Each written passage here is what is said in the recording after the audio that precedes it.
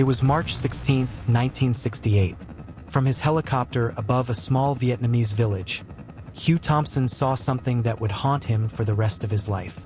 He was 24 years old, a U.S. Army warrant officer, a helicopter pilot. He had never disobeyed an order in his life. That morning would change everything, not just for him but for the entire United States Army. The Vietnam War had been grinding for years.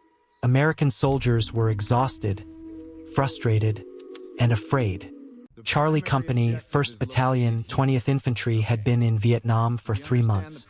They had lost friends to booby traps. They had never found the enemy. Their commanding officer, Lieutenant William Calley, was 24 years old. He had failed out of junior college. He barely passed officer training. The night before March 16th, Calley's men were told that My Lai was a Viet Cong stronghold. Every person there was the enemy. They were told, search and destroy. No prisoners. Hugh Thompson lifted off at 7:30 a.m. His mission, fly reconnaissance. Report enemy activity. Below him, the village of My Lai 4 was quiet.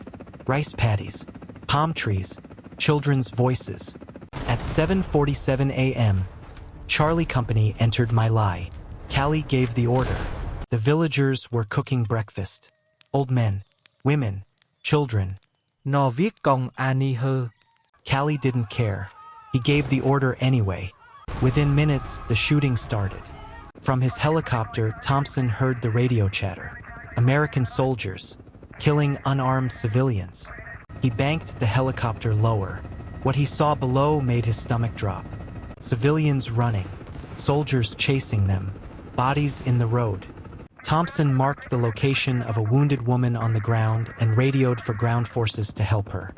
He watched a sergeant walk up to the wounded woman and shoot her. Thompson turned to his crew. His face said everything. Below, Calley was rounding up civilians at a drainage ditch on the edge of the village. Men, women, old people, children. More than 500 people would die that morning. Calley ordered his men to open fire into the ditch. Some soldiers refused. One shot himself in the foot to avoid following the order. Calley picked up his weapon and did it himself. From 200 feet above, Thompson watched the massacre unfold. He tried the radio again. He called it in. Nobody cared. Then Thompson saw something that made him act. A group of civilians, maybe 15 people, hiding in a bunker, and Calley's men moving toward them.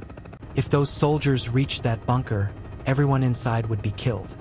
Thompson made a decision that no military manual had ever described. He landed his helicopter directly between the soldiers and the civilians. He walked up to the sergeant in charge. He looked him in the eye. "Get those people out of that bunker," Thompson said. "These are civilians." The sergeant crossed his arms. "We'll get them out with a hand grenade," he said. Thompson walked back to his helicopter. He told his crew gunner, Lawrence Colburn, "If those men move against those civilians, open fire on them." Thompson was prepared to shoot American soldiers to save Vietnamese civilians. He then walked to the bunker himself. Inside, an old man, women, children, all trembling. "Come out," Thompson said. "I'm going to get you out of here. I promise." He called in 2 more helicopters.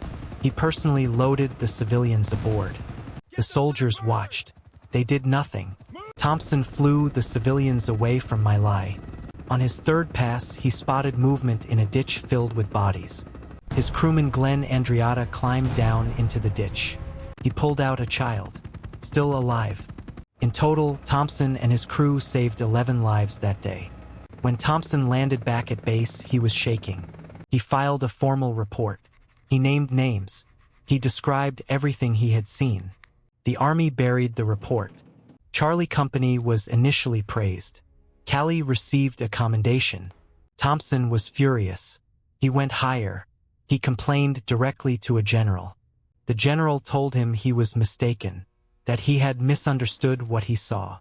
Thompson walked out of that office knowing the Army was going to get away with it. He received death threats. From his own side, the massacre stayed secret for over a year. Then, in November 1969, A journalist named Seymour Hersh got a tip. Hersh tracked down soldiers who had been at My Lai. They told him everything. The story broke on November 12, 1969. Every newspaper in America ran it. America was horrified. Protesters filled the streets. Congress launched an investigation. Thompson was called to testify. For the first time, Hugh Thompson told the full story to the entire country. He described everything: the ditch, the bunker, the sergeant, the threat. Some members of Congress tried to make Thompson the villain. "You put American soldiers at risk," they said. "I would do it again," Thompson said. Lieutenant Calley was put on trial, charged with the murder of 22 civilians. He was convicted, found guilty. His sentence: life in prison. He served 3 years, under house arrest. Nixon personally intervened to reduce his sentence. Most Americans thought Calley was a hero. Thompson received hate mail. For 30 years, Hugh Thompson was treated as a traitor by his own government.